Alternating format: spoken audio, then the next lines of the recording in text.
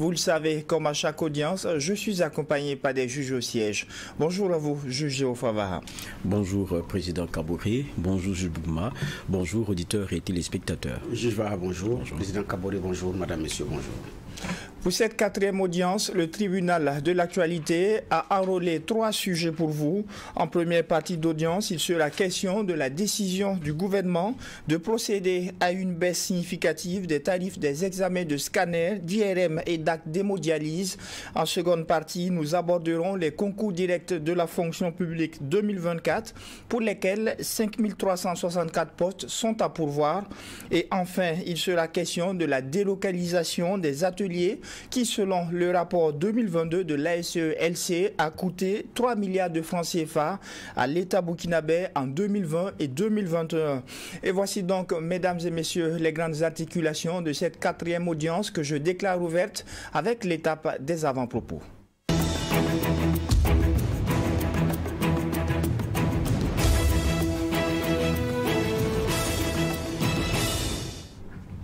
Juge Benna Bougma, qu'est-ce qui retient votre attention pour cette audience du tribunal?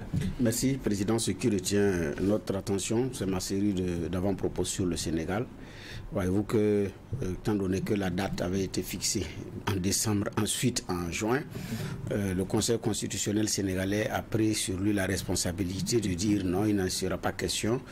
C'est en mars et avait programmé, je crois, le 30 mars pour les élections. Et donc, parce que ce qui avait été envisagé, c'est qu'au terme de son mandat constitutionnel, le 2 avril, Macky Sall lâche le fauteuil et une transition devrait être assurée par le président de l'Assemblée nationale jusqu'à la date d'organisation des élections qui était prévue effectivement en juin. Le Conseil constitutionnel dit il n'en est pas question et a même fixé d'ailleurs une date. Et maintenant, à l'issue du Conseil des ministres, le gouvernement sénégalais a programmé le 24 avril. Donc, le Conseil constitutionnel dit bon, d'ailleurs, la prérogative de programmer les élections relève du gouvernement sénégalais. Et donc, c'est parce qu'ils ne l'avaient pas fait que, effectivement, ils ont pris leur responsabilité. Donc, on retient effectivement la date du 24 mars pour que du 24 mars comme date d'élection. Bon, effectivement, évidemment, s'il n'y a pas de second tour, naturellement, ça pourrait aller, mais s'il y a un second tour, c'est pas aussi évident que il n'y ait pas un léger lenga pour Macky Sall. Mais quoi qu'il en soit, ici, ce qui a retenu, c'est une leçon qui est administrée aux pays africains, à l'ensemble du monde entier. La démocratie n'est pas un problème en soi. C'est ceux qui ont des problèmes avec la démocratie, qui veulent tricher avec la démocratie et qui ne veulent pas respecter les règles de la démocratie, qui ont des problèmes avec la démocratie. Tout était réuni effectivement au Sénégal pour que peut-être on soit dans une transition civile ou militaire, c'est selon. On pourrait effectivement, ou bien civilo-militaire. Mais on n'est pas arrivé là. Les institutions sénégalaises se sont assumées. Le chef de l'État dit « je déprogramme les élections » pour telle date.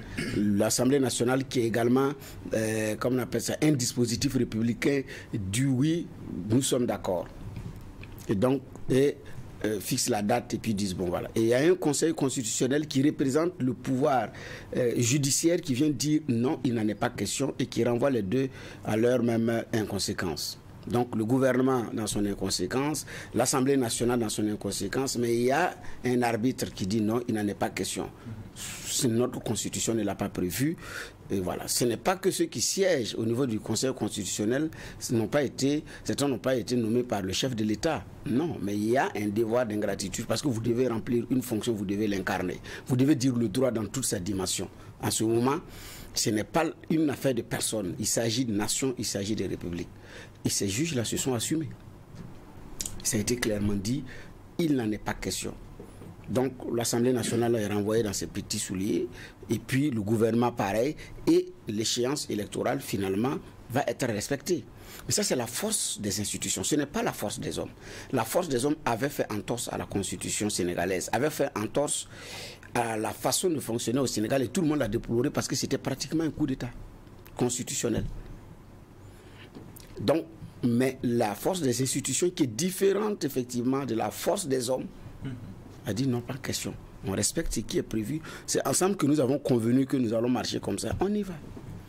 J'ai dit ça sauve le Sénégal du lendemain sans issue, ça sauve le Sénégal de beaucoup de choses, mais j'ai dit ça donne une très bonne leçon à ceux qui disent que la démocratie, oui, aucun régime, qu'il soit démocratique ou pas, n'est parfait. Il n'y en a pas.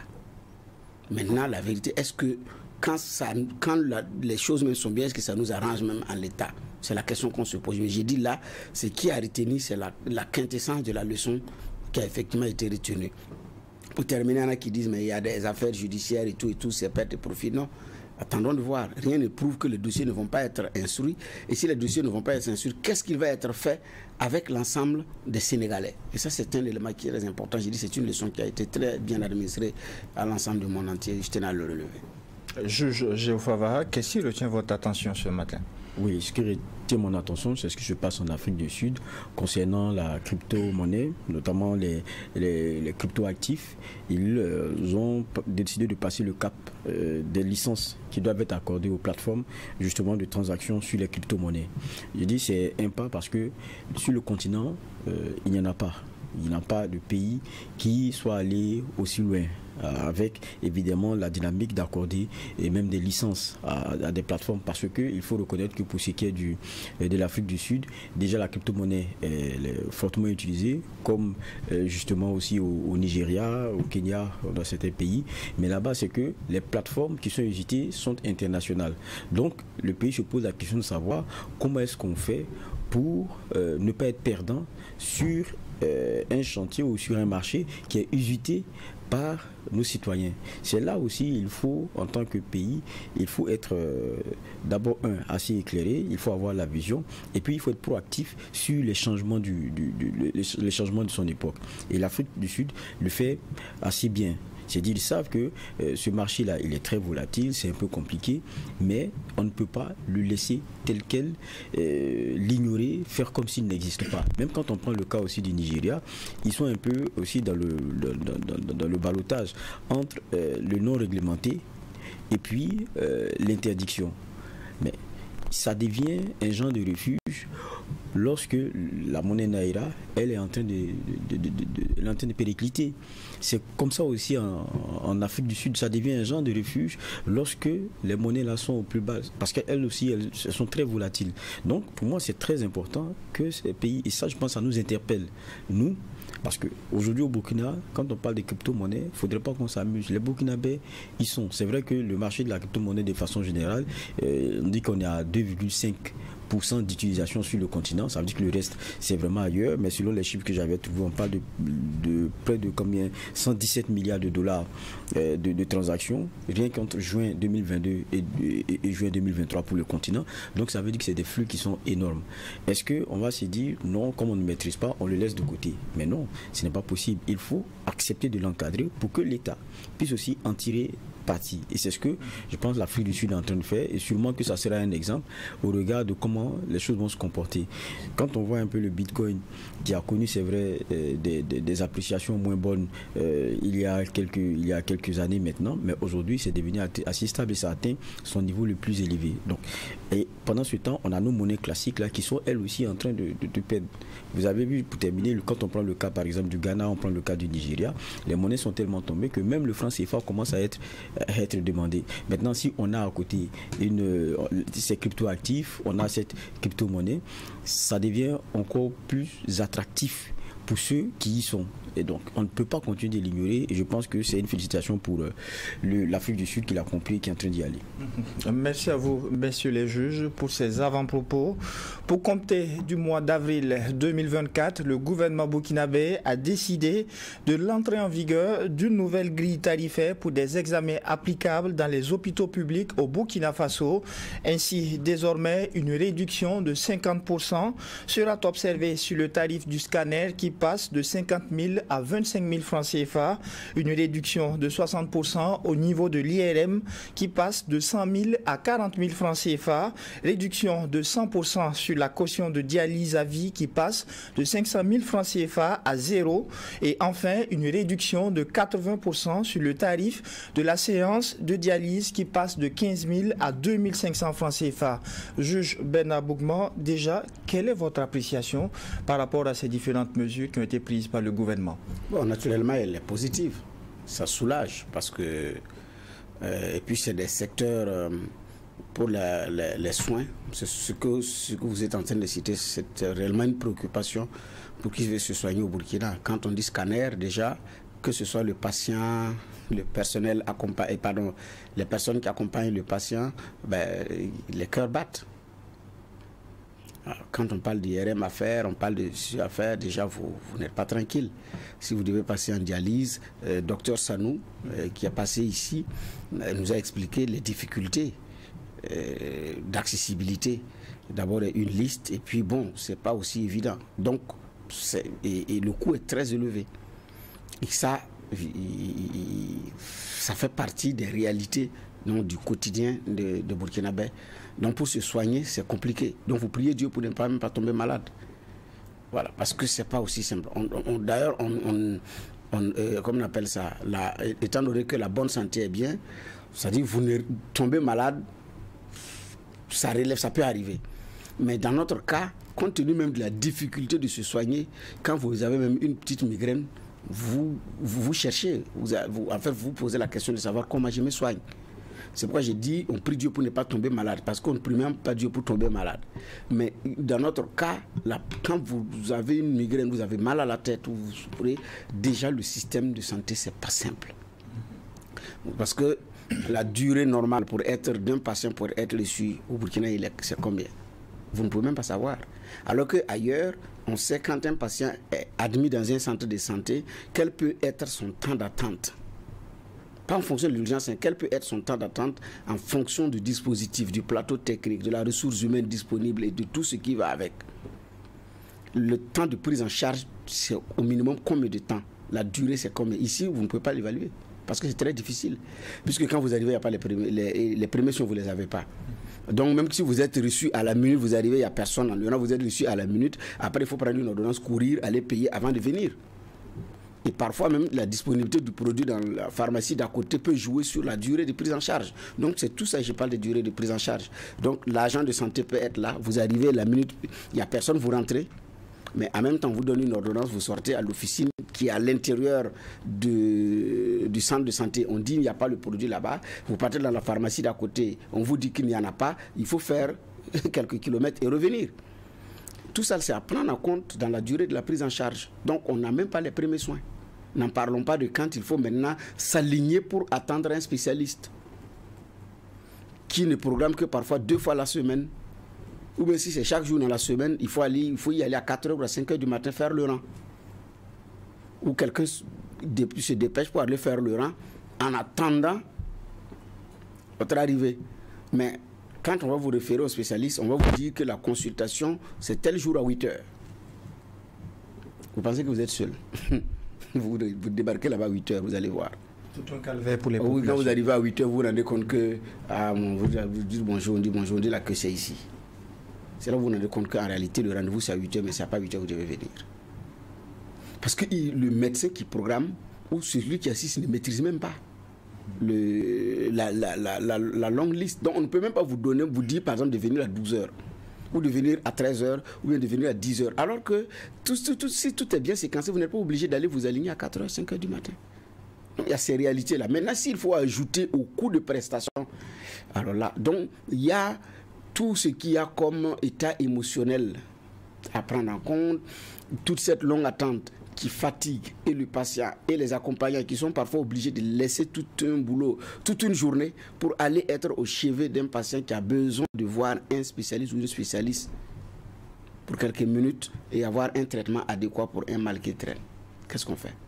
Donc s'il faut ajouter maintenant à ça au coût de prestation, et après il faut passer pour faire l'IRM, il faut passer pour tel examen, il faut passer pour tel examen, c'est pas évident. C'est donc un ouf de soulagement. C'est un ouf de soulagement côté coût en tout cas.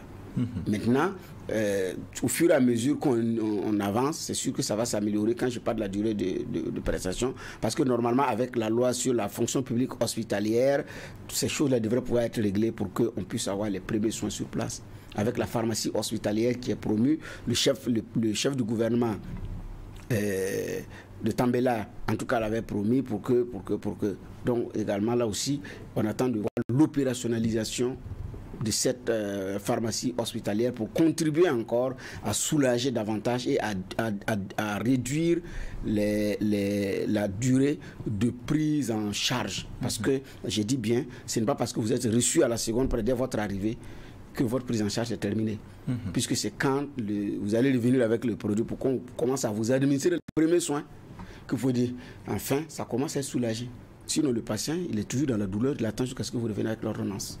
Et ça, ce n'est pas aussi simple. Mais déjà, c'est une mesure qui est très très bien. Et il faut la saluer, l'encourager et féliciter. Parce que quand c'est bien, c'est bien. Alors, juge Favara, une nouvelle grille tarifaire qui entre en vigueur pour compter d'avril prochain et qui va soulager les populations pour un certain nombre d'examens dans les hôpitaux publics. Comment avez-vous accueilli une telle décision du gouvernement? Mais il faut féliciter le gouvernement, il n'y a pas à passer par 4 chemins. Parce que quand vous êtes dans des comment on appelle, on est dans des réductions qui vont jusqu'à quelquefois 60%, même 80%. Et même quand on prend la question de dialyser, il y a la caution à vie à payer 500 000, on vous dit c'est annulé. Donc il faut accepter et dire que quand même ça, c'est un effort très fort qui vient d'être fait. Et je pense que pour tout Burkinabé, quand il regarde, il se dit, ah, là, on commence à être sensible aussi à nos préoccupations et on est dans la dynamique vraiment de soulager le peuple. Et bon, pour moi, ça, c'est vraiment un élément à saluer. Parce que lorsqu'on parle de la question des soins, c'est l'accessibilité. Et là, elle est pluridimensionnelle. Il y a la question géographique, il y a la question de la disponibilité même du soin en question, et puis il y a la question aussi de son accessibilité financière. Donc, si vous avez un service qui peut vous être donné, je parle service hospitalier, et que c'est proche de vous, et qu'il y a les machines qu'il faut pour pouvoir vous faire des examens, mais que vous n'avez pas l'argent pour payer, bon, vous comprenez que l'accès est relatif pour vous. Donc, il y a cette dimension-là qui est prise en compte, et moi, je ne peux que saluer ce qui vient d'être fait. Maintenant, c'est clair aussi que derrière, on aura sûrement aussi la dynamique de pouvoir aussi renforcer ce qu'on a comme nos différents plateaux techniques et les capacités, n'est-ce pas, à répondre aux sollicitations des populations.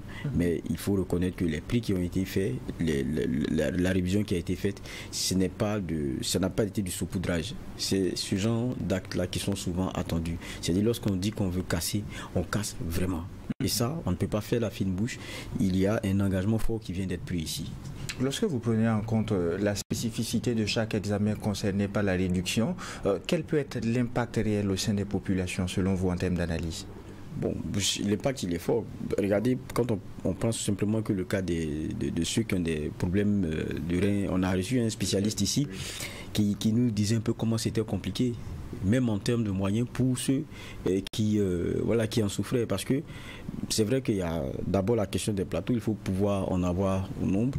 Maintenant, deuxièmement, vous êtes souvent sur des listes et puis il faut espérer que quand c'est votre tour, que vous puissiez payer aussi. Donc, quand vous vous rendez compte qu'à vie, vous devriez périodiquement aller faire des soins et qu'on vous dit ça passe, c'est-à-dire que le budget passe du simple à la moitié ou presque au tiers, mais vous dansez, vous levez, vous dansez dans votre salon. Il n'y a pas 46 choses à dire. Donc pour moi ça c'est vraiment des éléments qui sont de l'ordre du concret. De l'ordre du concret, parce que quoi qu'on dise, tout le reste ça vient après. La santé c'est ça d'abord, tout le reste ça vient vraiment après, et on espère que ce sont des mesures qui ont été prises mais qui seront renforcées aussi, c'est ce que je dis, par la disponibilité même de ces soins là, parce que même si c'est accessible et que vous venez, qu'il y a une longue file, il y a 2-3 machines, mais il y en a 4-5, en tout cas 2 qui sont en panne, on n'arrive pas à les... Ça risque d'être aussi un autre problème. Parce que les coûts sont souvent aussi quelquefois arrimés à l'obligation aussi du maintien. Maintenant, c'est sûr que tout ça a déjà été étudié et qu'on s'est dit que sûrement qu'avec ces coûts-là, on peut toujours continuer à donner des services de soins de qualité aux Burkinabés qui en ont vraiment besoin. Et puis souvent, on oublie aussi quelque chose. Le niveau de vie du Burkinabé de façon générale là n'est pas si haut qu'on pense.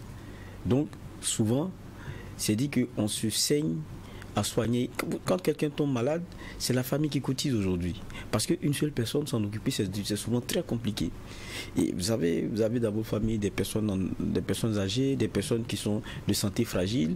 Et lorsque vous avez des niveaux d'examen qui sont souvent très élevés comme ça, c'est très compliqué à supporter. C'est vraiment très compliqué à supporter. C'est pour ça que je dis, ça c'est une décision qui vient soulager. Mais il n'y a pas que ça. Peut-être on va en parler, même sur la question des médecins et des recrutements.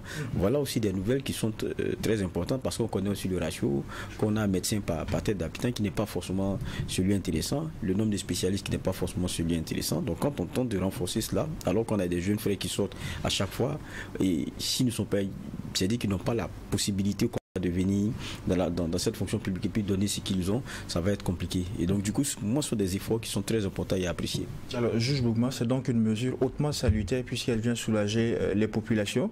Juge Géoffavaha le disait en demi-mot, l'autre réalité de nos centres de santé publique, c'est aussi ces récurrentes pannes qui poussent souvent les populations vers le privé.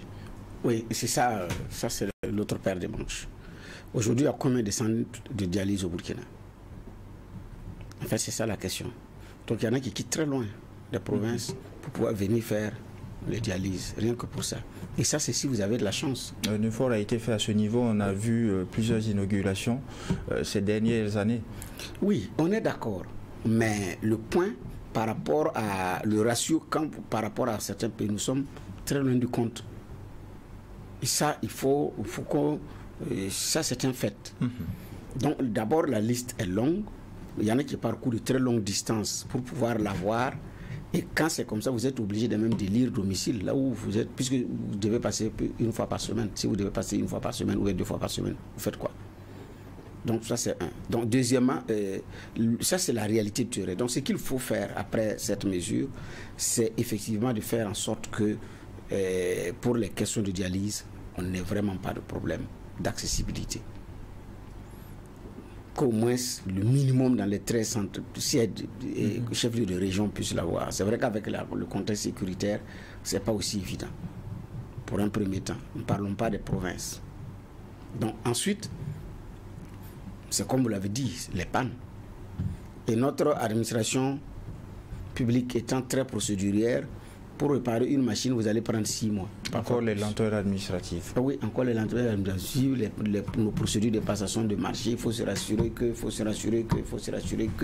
mais il y a une machine qui est là qui doit être réparée. Et si vous amusez à sauter les étapes pour réparer la machine, là, c'est même pour vous taper sur les doigts. Vous n'avez pas respecté la procédure, oui, mais en attendant, il y a des gens qui doivent être soignés.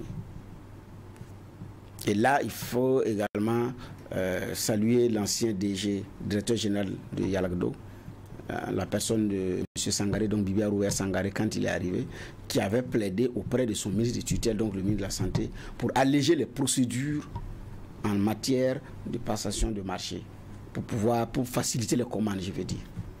Sinon, c'était très compliqué. Donc, les consommables commencent à finir, vous lancez la procédure et une petite erreur s'est glissée là-dedans, il faut tout reprendre. Conséquence, ça traîne. Il disait que c'était la même procédure et à un moment donné, c'était compliqué. Donc, pour administrer parfois les premiers soins, vous manquez du minimum, même du gant parfois, ça peut arriver. Donc, ce n'était pas aussi simple. Et là, lui, il a plaidé pour que ce soit allégé, pour faciliter la tâche, parce que c'est du social. C'est du social. Donc, c'est très difficile ici.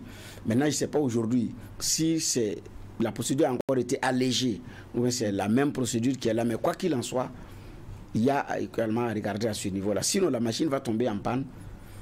Elle va mettre du temps à être réparée et ça va encore créer des préjudices. Finalement, c'est à tel montant, c'est à tel coût, mais vous ne pouvez même pas. Vous allez encore aller là où c'est cher. Mais les gens, pardon, vont au privé, quand ils prennent un bulletin pour certains types d'examens, ils ne pensent même pas aller au privé pour faire ça. Ils ne pensent même pas. D'abord, ils ne pensent pas qu'il y en a. Et ils ne sont même pas sûrs qu'ils font ça là-bas. Pour ceux qui ont déjà assisté des patients, savent de quoi je parle. Vous arrivez, on dit non, cet examen, on ne peut pas faire ça ici. Donc à un moment donné, quand vous prenez même un examen, là, le réflexe, c'est même pas d'aller là-bas. Parce que le problème, c'est quoi? Vous perdez du temps, vous alignez, votre tour, on dit non. Alors que le temps mis pour mettre dans le rang, là, puisque vous pouvez faire 30, 40 minutes parfois dans un rang, c'est suffisant pour arriver dans un laboratoire privé et être reçu avec suffisamment de diligence. Donc les gens ne vont même pas là-bas parce que c'est ceci ou cela, il y a un problème de coût, c'est une réalité qui est là, mais à un moment donné, vous prenez, vous n'avez pas le réflexe. Ceux qui connaissent bien Yalagado ou qui ont eu à passer du temps avec certains patients Yalagado, à un moment donné, quand vous tend l'ordonnance, à moins que ce soit réellement les produits de premier secours et tout, vous n'êtes même pas tenté d'aller regarder dans l'officine qui est là-bas. Votre premier réflexe, là, c'est de sortir. Allez à la pharmacie d'à côté, où vous êtes sûr d'en avoir. Parce que là, j'ai dit, vous faites le rang, vous arrivez, on dit, il n'y a pas ça, il n'y en a pas ça, c'est fini, on coche en rouge et vous dites, si j'étais sorti. Donc, si vous passez quelques jours là-bas, à un moment donné, quand vous prenez les ordonnances, vous ne partez même plus là-bas. Pour gagner en temps. Donc, c'est ça. Donc, la qualité du matériel, la qualité, en termes de ressources humaines, on n'a pas un problème de qualification. Peut-être en nombre. Sinon, en termes de ressources humaines, dans le domaine de la santé publique, le Burkina n'a pas un problème de qualification. Ce n'est pas un problème de qualité de ressources humaines, ce n'est pas ça. Il y a des brebis galeuses dans tous les corps de métier. Oui, ça oui. Mais ce n'est pas un problème de ressources humaines. C'est la quantité maintenant de la ressource humaine. Sinon, ce n'est pas la qualité. On n'a pas un problème de qualité. Donc, pour la manipulation des machines, on n'a pas ce problème-là. On a des gens qui sont très bien formés, qui sont très bien aguerris. On a des médecins spécialistes qui font, comme on appelle ça, leurs preuves ailleurs et tout ça. À ce niveau, il n'y a pas de problème. Maintenant, c'est la qualité de la machine. Donc ça va dépendre maintenant de qui on a donné comme prestataire, dans quelles conditions. Maintenant, ça va aussi dépendre de la qualité de la maintenance préventive. Parce que apparemment, dans certains services publics, on ne connaît pas la maintenance préventive. Et même dans le privé, il y en a qui ne connaissent pas la maintenance préventive. Alors que cette maintenance préventive permet de maintenir la machine à flot. Dans les centres privés, ceux qui font le scanner ou savent de quoi je parle, il y a une maintenance préventive qui est régulièrement faite. On a parlé de la mais lenteur, nous ne sommes pas de la lenteur des procédures. Peut-être que ça justifierait. Mais justement, nous ne sommes pas dans la maintenance préventive, nous sommes dans la réparation. Nous sommes dans la réparation. Est-ce que la machine est bloquée? On dit non. Pourquoi on veut la maintenir? On veut faire maintenant. On y va. Donc, ça se bloque. Le technicien même dit, attention, il y a une pièce qui commence à se signaler. À un moment donné, ça va aller. Comment on fait? On engage la procédure. On attend que la machine se grippe. Elle est grippée. Maintenant, on engage une nouvelle procédure pour la réparer. Conséquence, on perd des clients entre griffes. C'est des clients parce que la prestation est payée. Donc, ils vont donner ailleurs. Mais pourquoi? Ailleurs, ça marche. C'est pourquoi j'ai dit, ailleurs, ça marche parce qu'il y a une bonne intelligence. Avec le centre de santé qui a fait installer la machine, l'usine de fabrication ou le prestataire qui est responsable de la maintenance préventive. Parce que si l'argent n'entre pas, on ne pourra pas vous payer. Donc, vous êtes assis, monsieur, il se déplace, ou bien il y a un bureau qui est là, qui vient régulièrement regarder la machine, qui dit, après tel nombre d'utilisation, on doit refaire telle maintenance. Ce n'est pas aussi compliqué. Ceux qui sont dans le domaine public, comme au privé, savent de quoi je parle. L'ancien secrétaire général du syndicat des médecins, Dr Alfred Ouedraogo, sait de quoi je parle. Il en a longuement parlé ici. La question, c'est est-ce que vous avez proposé ces solutions? Il dit oui, ils ont proposé ces solutions. C'est à qui les droits d'étranger? Donc, les méthodes, comme on appelle ça, la stratégie pour maintenir les machines à flot à travers la maintenance préventive des Burkinabés ont fait ces propositions. Ça est dans les tiroirs. Parce que quand chacun vient, il balaie tout et recommence à zéro. Il balaie tout et recommence à zéro. Conséquence, on a des machines qui tombent en panne, il faut encore. Après, le mieux, c'est de payer une nouvelle machine. Sans compter qu'on nous a livré des machines qui ne sont même pas adaptées parce que les pièces n'en sortent plus, c'est des vieux modèles. C'est la réalité de notre système de santé. Et je pense que nous sommes dans une dynamique où il faut améliorer ces choses-là. Sinon, la baisse de coût est bien, mais il faut que l'autre aspect suive. Sinon, ça va être encore un recommencement. Les gens vont courir aller, mais vont repartir encore dans le privé. Alors, juge Ofava, pour clore sur le sujet, est-ce qu'avec cette décision, ces efforts du gouvernement, on peut aisément affirmer aujourd'hui que l'accès à des soins de qualité pour chaque Burkinabé, peu importe la classe sociale, est en passe d'être une réalité? On attend de voir l'application aussi des choses parce que j'ai dit, il y a la question d'accessibilité, elle est plurielle. Il y a la question du coût et tout à l'heure, c'est ce à quoi les actions ont été adressées tout à l'heure en termes de décision. Et pour moi, ça, c'est déjà à saluer. Et la disponibilité aussi, quoi qu'on dise technique, à pouvoir offrir le service. Ça aussi, c'est ce que Bernard disait, ça aussi, ce sont des éléments à améliorer. Et il y a quelque chose aussi qui est très important parce que je pense que l'OMS a ses normes. Je pense qu'on parle d'un médecin pour 10 000 habitants, un infirmier pour 5 000, je pense que c'est une sage-femme pour 3 000 femmes en âge de procréer. Donc c'est des normes. De ce que je sais, l'annuaire statistique de 2019, donc ça veut dire ça concerne un peu les statistiques de 2018, nous disait qu'on était en gros un médecin pour, je crois c'était 13 000 en population. Donc ça veut dire qu'il y a un travail à faire. Et l'annonce par exemple d'un recrutement, moi j'appelle ça recrutement massif, ça va venir soulager.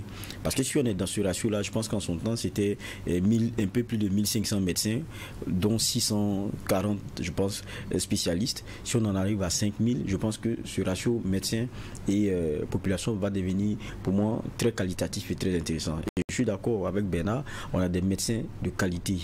Maintenant, il y a un gros problème aussi, c'est que l'offre de soins, je ne pense pas que ce soit le public seul qui puisse l'assumer. Il y a un privé qu'il faut accepter de mettre à l'aise parce qu'il soulage aussi les populations de façon majeure.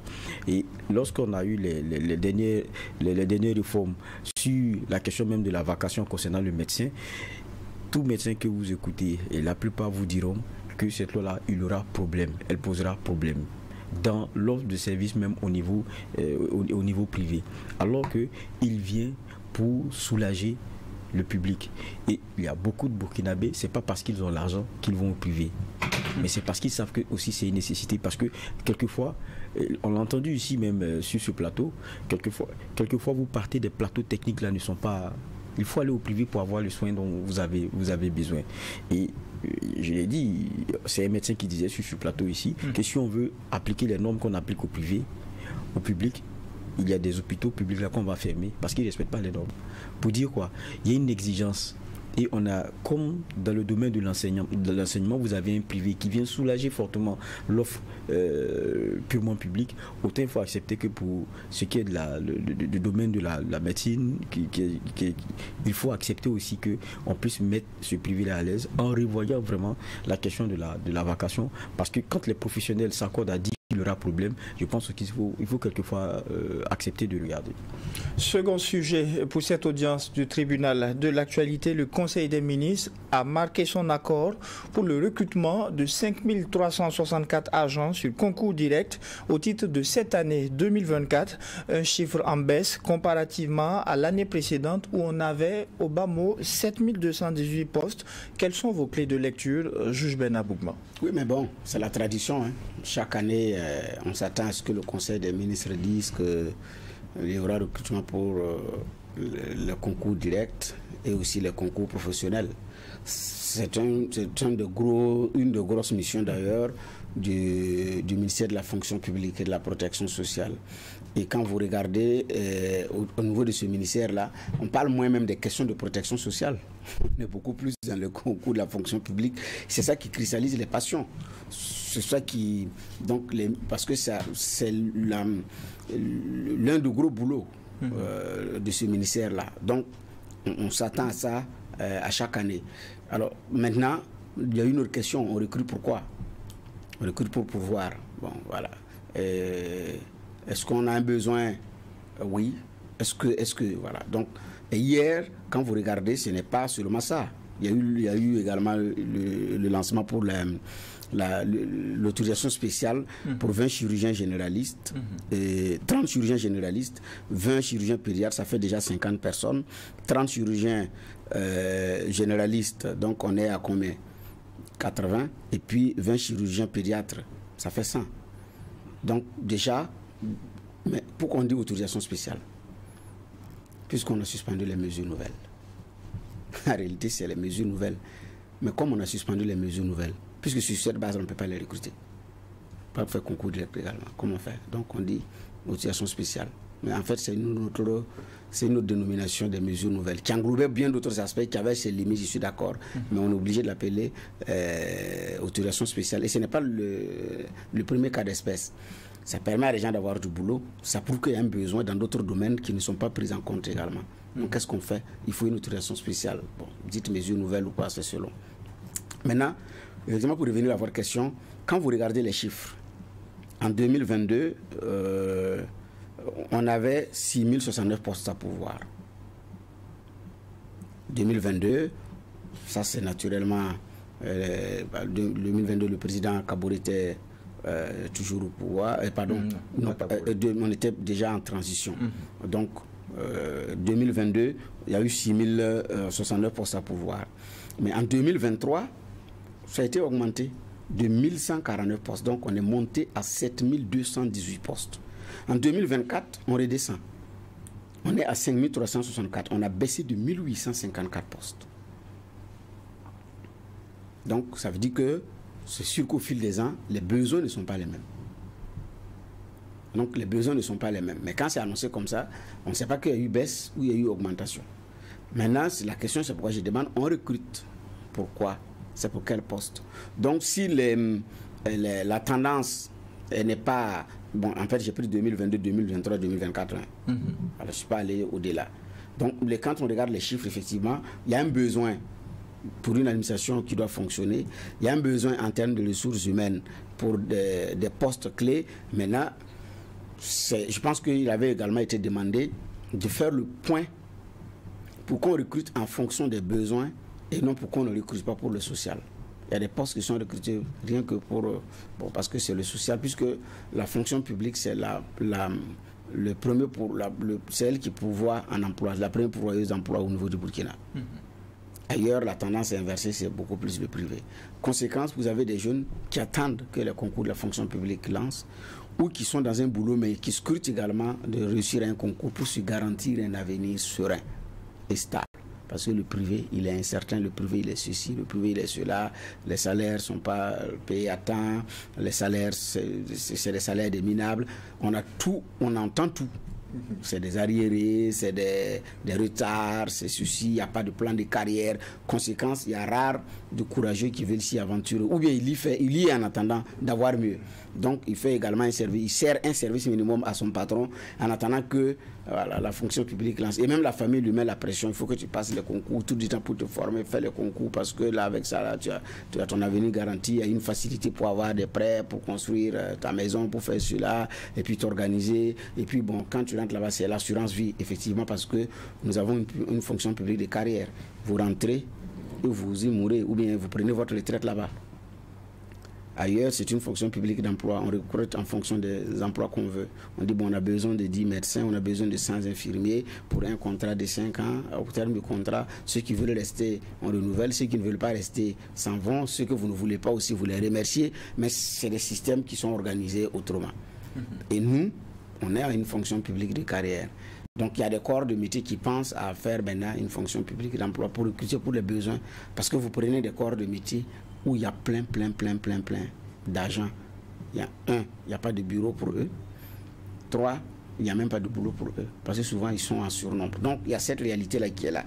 Donc, s'il y a une baisse de près de 1854 postes, comparativement à 2023, ça veut dire qu'il y a eu certainement une rationalisation. Le ministère a regardé pour se dire, voici réellement la réalité. Voilà, c'est vrai qu'il va y avoir des grincements dedans, parce que quand les candidats vont regarder, ils ont diminué le nombre, alors que comme on va trouver de l'emploi, alors qu'ils disent qu'ils font la promotion de l'emploi, la promotion des jeunes, pourtant c'est eux-mêmes qui diminuent le nombre de concours. Mais bon, un État aussi, c'est ça, que ça va rationaliser de mon point de vue. Maintenant, créer les mécanismes pour que ceux qui n'ont pas pu être pris en compte dans le schéma de concours direct puissent également s'épanouir ailleurs en étant utile au même État, qu'il soit dans le privé ou qu'il soit dans la fonction publique. Mais qu'on ne mette pas les deux en concurrence, ou bien il y a un qui est mieux parce que lui il a eu la fonction publique, ou bien comme Juge Val a dit, quand vous regardez, quand on parle du domaine de la santé, vous entendez certaines autorités parler, vous avez l'impression qu'elles ne sont là que pour la santé publique. La santé privée, c'est comme si ça ne fait pas partie du Burkina. Oui, alors que c'est une offre de santé, qu'elle soit publique ou privée. On crée les conditions pour que chacun choisisse librement d'aller se soigner là où il veut. Si tous les plateaux sont, au même niveau, les facilités sont au même niveau, le patient choisit où il veut aller soigner en toute liberté. C'est un choix personnel. Mais si on fait en sorte que c'est comme si comme sur la zone du privé, c'est des parias, bon, c'est un peu ça quoi. Moi, c'est cette gêne que j'ai vis-à-vis de certains agents. Pas tout le monde, pas eux tous, mais vis-à-vis de certains, parfois vous ne comprenez souvent pas certaines postures. Donc, c'est la tradition qui a été sacrifiée et respectée. Donc, on espère que tout va bien se passer. Parce que le concours aussi, c'est beaucoup de bruit par moment. Alors, juge Geoffroy Baha, quand on regarde, le gouvernement ne s'est pas limité à ces 5364 postes. Il a également annoncé le recrutement de milliers de jeunes pour une formation en entrepreneuriat. Mais revenant aux chiffres évoqués par le juge Bougman, lorsque l'on regarde la baisse, qu'est-ce qui pourrait justifier? Est-ce que ça rentre dans le cadre de la réduction du train de vie de l'État ou est-ce lié à la promotion que l'on fait ces dernières années de l'entrepreneuriat? Bon, je pense qu'il y a dans beaucoup de ma lecture, il y a beaucoup d'éléments qui peuvent permettre de comprendre. Tu sais, on a souvent voulu voir notre fonction publique comme étant, en termes de recrutement, une dynamique aussi à trouver du travail aux gens. Alors que ça ne doit pas être ça. On doit se retrouver dans la situation où on a des besoins qu'on exprime et c'est pour cela qu'on fait des recrutements. Pas parce qu'on a envie de donner du travail aux gens, forcément.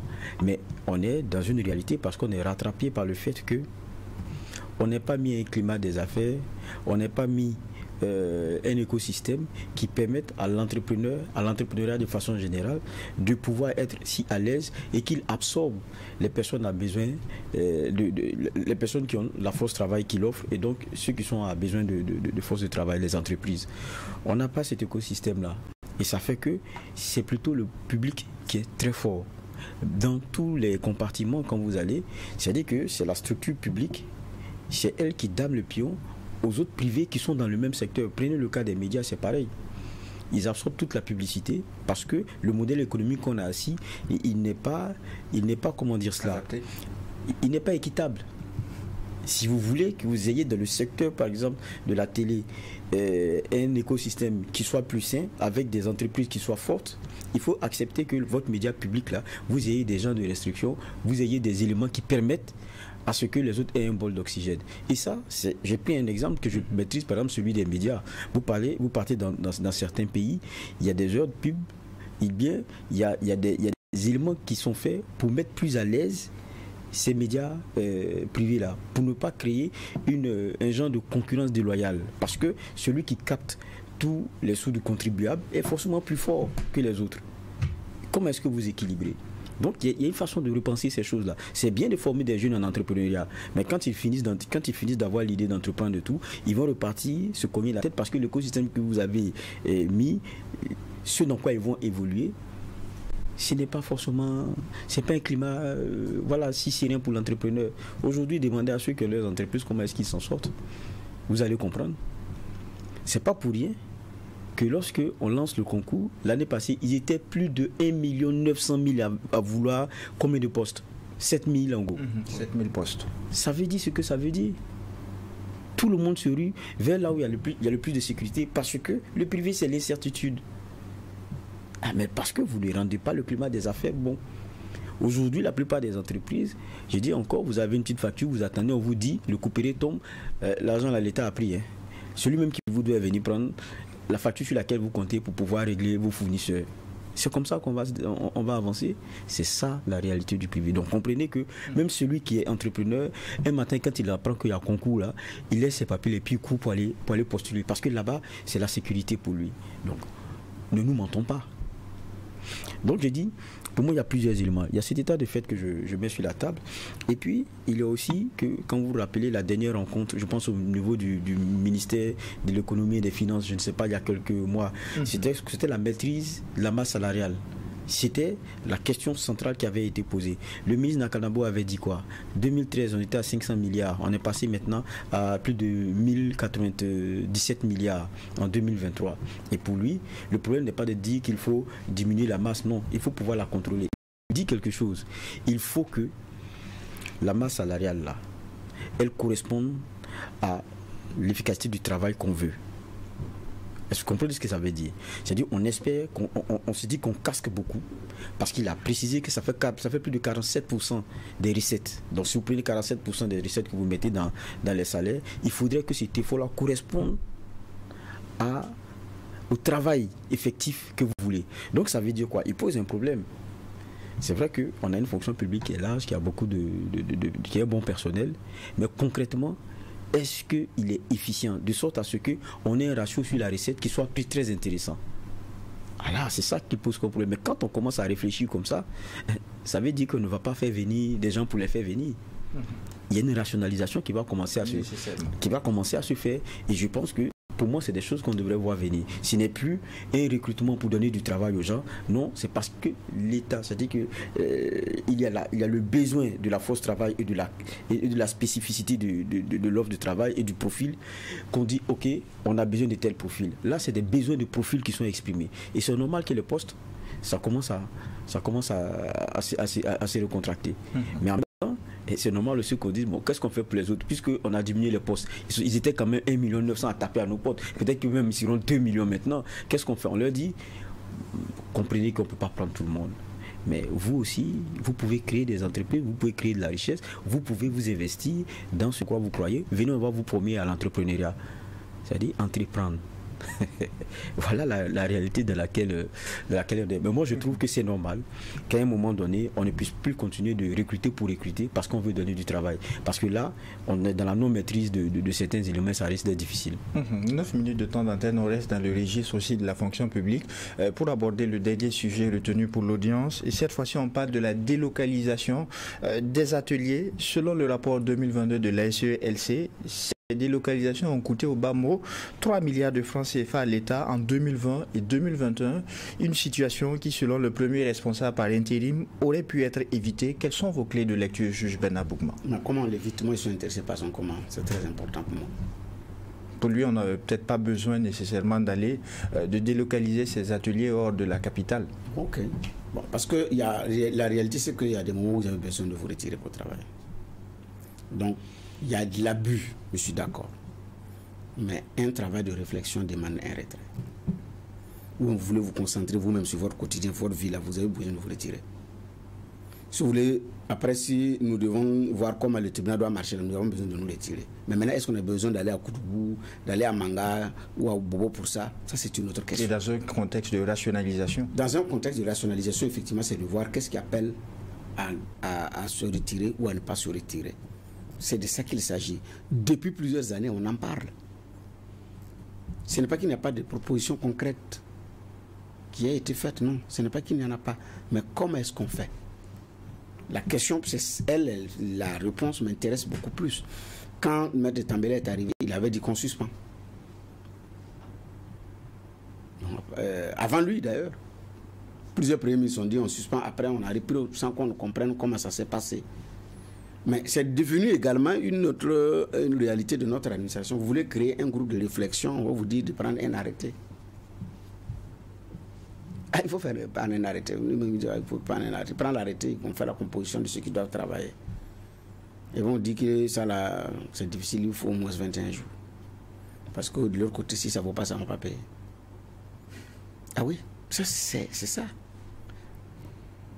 L'ancien ministre, je cite l'ancien ministre Clément Sawarabo, qui a l'émission Monde Politique. Sur ces questions, il a dit qu'il a même été étonné par l'attitude de certains, y compris des barons de syndicats. Il a mis en place un groupe de réflexion au niveau de l'administration publique, avec des rencontres qui devaient se tenir régulièrement au niveau du ministère.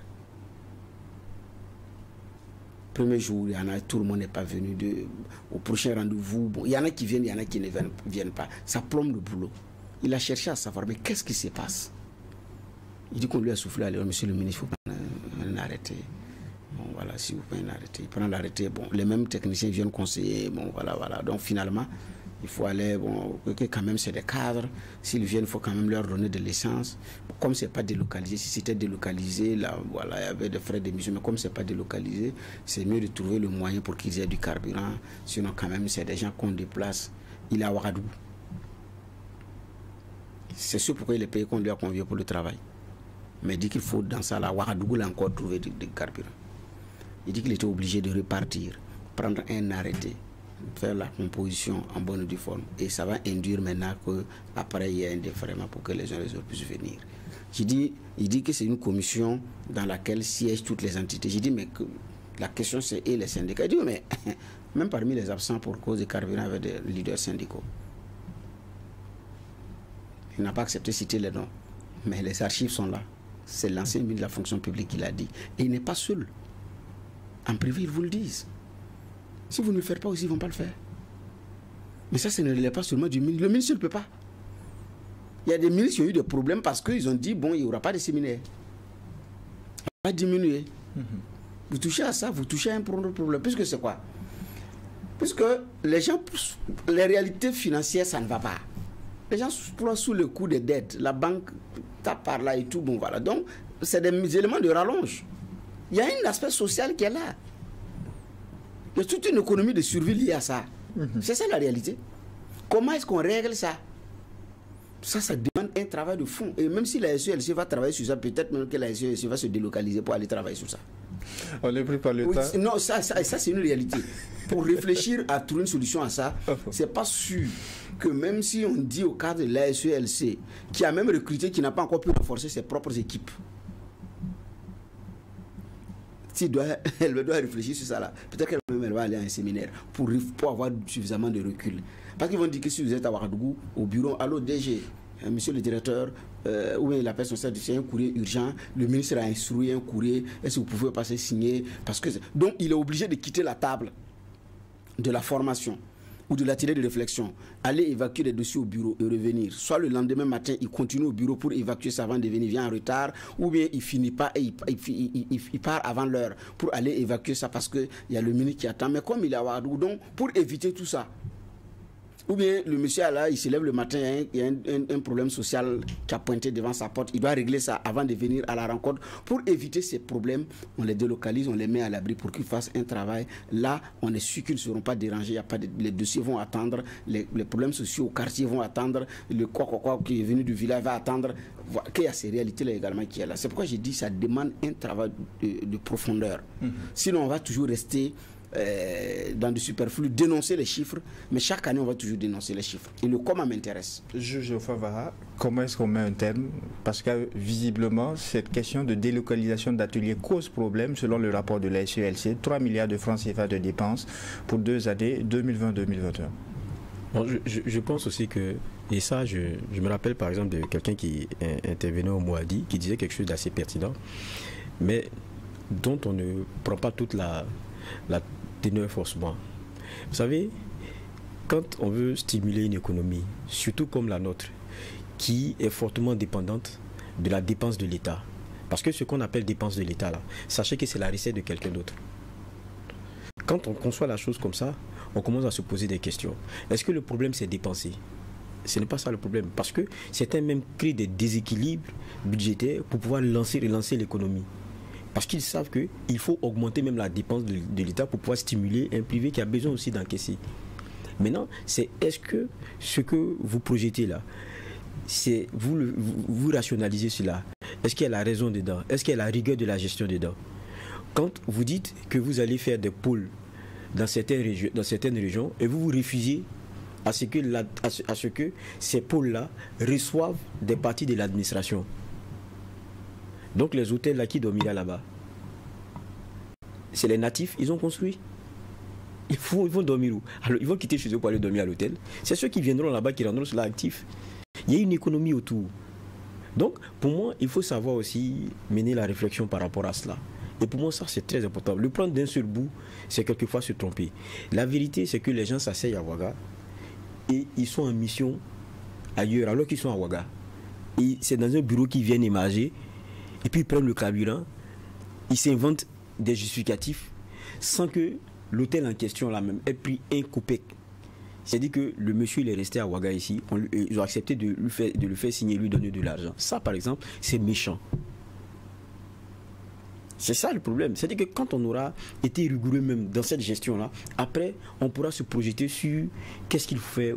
Je me rappelle lorsque j'ai assisté à une initiative de l'économiste du Faso pour ses 10 ans, sur relancer notre économie. Il y avait quelqu'un de l'État qui disait qu'il faut diminuer un peu certaines dépenses.